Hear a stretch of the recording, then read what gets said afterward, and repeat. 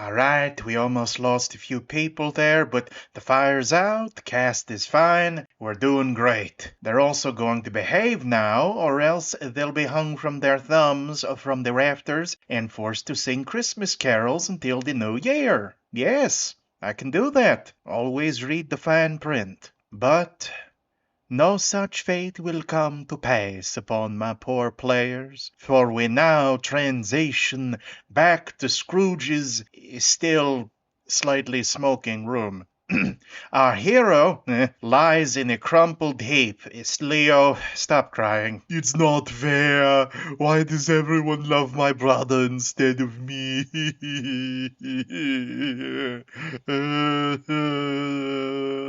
Sound the Christmas bells, for God's sake. Bring down the throne, keep the light off of it, slower next time, please. And laughter rolls through the rooms. What noise is this? Oh, come and know me better, man. Spotlight on the throne, revealing the ghost of Christmas present. Why are you wearing those shoes? The others burned in the fire. Of course they did. And you chose clown shoes because most of the cast lost shoes to the fire and then fought over the replacements. I'm afraid these are all I could wrest from the fray.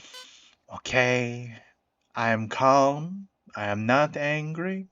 'Tis the season for merriment and miraculous insanity.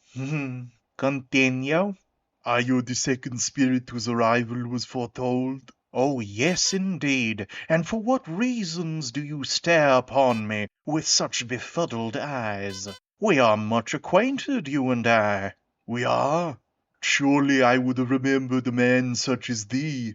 Perhaps, then, you are acquainted with one of my brothers. Have you many brothers? Over 1,800, my boy, and each of us is bound to the other through timeless connection. Sounds nice. I wonder what a loving family looks like. Wait, no, I'm sorry, that's not. Let us go on a journey, and perhaps you shall find what has so far escaped your grasp.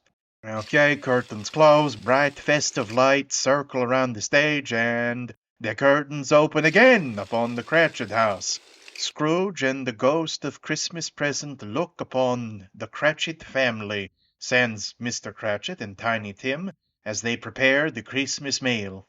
All right, children, have everything prepared for when your father gets here. Now, son, did you get the goose? Yes, mother, I got it right here. I nailed him with a shilling right behind the head. Now, you idiot child, that's a pigeon. You're supposed to use the shilling to pay for the goose. I just want you to love me, mother. I acted out to impress you and father. Well, stop. It ain't gonna happen. Now get the cash out of the corpse and buy the bird I told you to. Have there been more changes to the script? Look upon this family, struggling to make ends meet in these troubling times. I can't believe this. Look, if there are going to be script changes, why can't I improvise? Especially in this scene. I bet you 9 out of 10 people don't even know there are other Cratchit children aside from Tiny Tim, even if they love the story. Enter Tiny Tim and Bob Cratchit. Ah, my ash lungs! Rail it in a little. Oh, right. Merry Christmas, family! Merry Christmas, Tiny Tim. Why do they love him? He doesn't even do anything. Everyone in this house is working a job, but Tim here is still on Daddy's shoulders because he has a cough. I love you all so much. Even though I'm sick and little, I'm always grateful that you all are in the world and fighting every bit of hardship that I do. Thank you, son. We all love you too, because even though you're missing so much in life, you appreciate every bit that you have. And that makes all our sacrifices, and the Christmas day in which we celebrate them, mean that much more. What the hell is this writing? Is something striking your fancy, Scrooge? This new dialogue is just really in your face. Anyone's face in particular? Maybe one person specifically? I don't know. I guess some spoiled brat somewhere could learn to appreciate the efforts other people are making to make his dream come true. Yeah? Yeah, I guess. Whew. Keep going, people. We've got more work to do. Well, yeah, we're not even halfway through the script. No kidding. Cratchit Child 1 re-enters with the goose. Hello, family. I have returned with poultry. Is that goose made of clay, as in raw clay? It's all the theatre department could afford. Yeah, nothing says Christmas cheer like raw putty. Hear me, family. I know dinner's in the oven right now, but I believe I have a toast to make. To Mr. Ebenezer Scrooge, the founder of the feast. Oh, founder of the feast, is he? I wish he was here. I'd give him a piece of my mind. I'd tell him he's got no claim to your attention or your time, considering how badly he treats you, darling, and the things he says about perfect strangers and to his own family. You know all these things about him, and yet you're still making excuses for the man. Darling, it's Christmas Day. Very well, I'll hold my tongue, but I'll only toast to his well-being and that some proper sense comes to his mind. None of them would be saying this if they knew Scrooge or whoever they're talking about now were in the room. Really, you're certain about that? Of course. And would that make what they say false? Would their grievances be any lighter? Everybody's got complaints about other people. You might as well just do as you want and let the world whine and cry as they like. If you despise mingling with others so much, perhaps thou should get thee to a nunnery. Oh, using my own words against me. Is that supposed to be clever? We transition away from the Cratchit house. Ghost of present and Scrooge get out of the way of the curtain. Thank you. Stage crew do their thing. They also remember to use bare hands to handle the glass table because it slips otherwise. You could have just cleaned any smudges off with a towel and some spray, but apparently avoiding smudges is worth the risk of shrapnel. I'll just cast a mending spell here, and we got it. Curtain raises on Fred's house, as the guests are having a fine party. It's true, he called Christmas a humbug. No! And he called me a fool for celebrating it. I can hardly believe he can say all this. He must go around like this all year, being miserable and making everyone else miserable. What a horrible existence. One should only celebrate the misery of one's enemies. It is good to have allies and treasured companions, for the suffering of the inferior and crass is a vintage best sipped in good company. Wait a second, I know that voice. That's not one of the actors. Well, I suppose so. We all need good drink and cheer. Yes, but what's the point in wasting all that on old Scrooge? He has nothing to do in his dusty old rooms but think about numbers and bad memories. Yet on Christmas of all days, well, it should be a day to rescue him from all that, to show him all the good cheer there is outside of his old selfish ways. Maybe if he wasn't always alone on Christmas Day, he'd see all the reasons to celebrate it, and then maybe he'd see the reason to celebrate every other day of life. I still think it's hopeless. Of course it's hopeless. No one can really change themselves. How can you expect a broken man to fix himself? That's one of my biggest complaints with this story. Now, for shit's sake, Leo, are you this dense? Can't you tell what everyone's doing right now? Some lesson about breaking outside of your own worst self and appreciating others and life and how Christmas is a celebration of all that because it reminds us of all these things and encourages gratitude. That crap. But I feel like this new script is being very direct with it. You are getting warmer.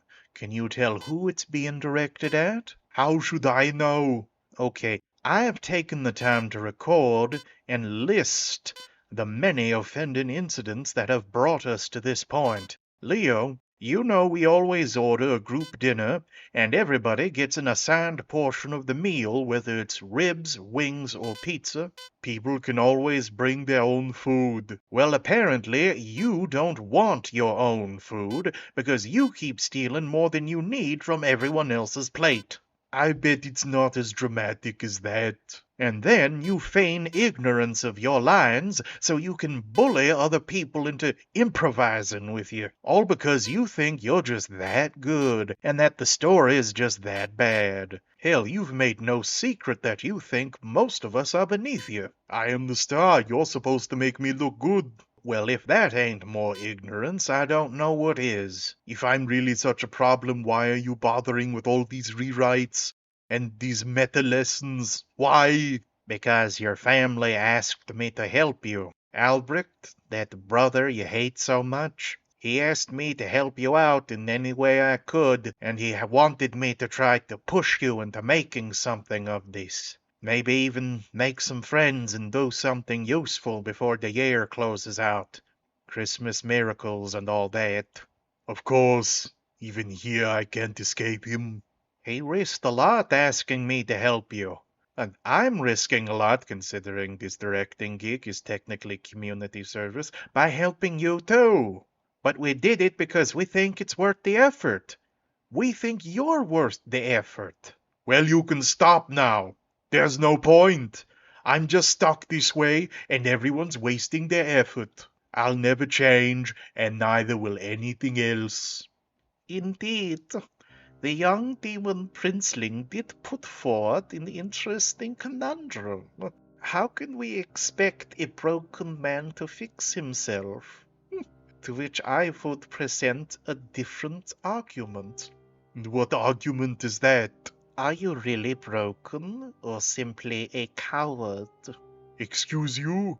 Dear boy, I know many broken men, and they lack the energy that you so passionately commit to, let us call it discourse for now.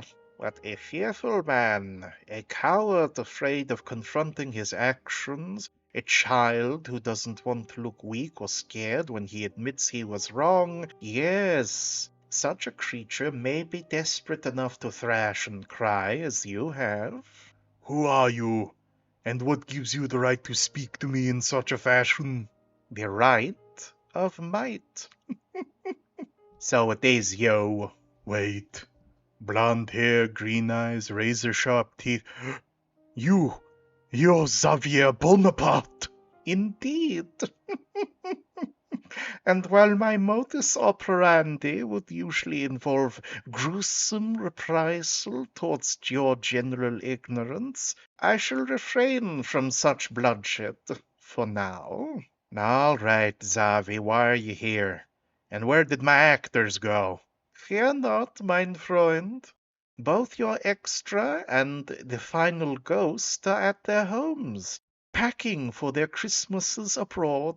I checked the spreadsheets for your little production since the two of us are such familiar friends, and determined that you would not be able to find replacements in time. And this is your way of helping an old friend, subbing in? Right, and what does this have to do with... Real people are talking right now. Oh, I'm sorry. Well, Archie, my initial intentions were, as you might have guessed, antagonistic in nature. I hoped to impede your community service and thus force you to crawl to me for aid, indebting yourself to me. Unfortunately, your leading man has united the cast and crew in hatred so powerful that I could not tempt them away from the chance to hurt him. Then you decided to retool the script in favor of educating young Leo here, and a thought occurred to me. You'll help straighten him out if I agree to your terms. I believe you know what they are. Very well, you may have my parking spot.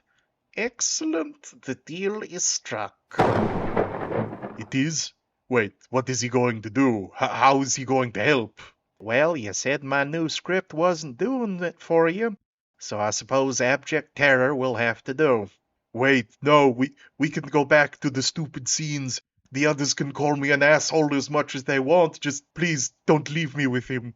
Now, dear gentles, consider this the first address of your new stage manager and current ghost of Christmas future. Your blocking and scenes will remain the same, as will the sets. but your new lines, as well as a change of makeup, will be given to you directly, courtesy of my own psychic abilities. Enjoy them and their effect upon young Scrooge as much as you like.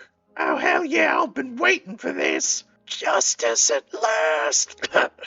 You brought this on yourself, Leo.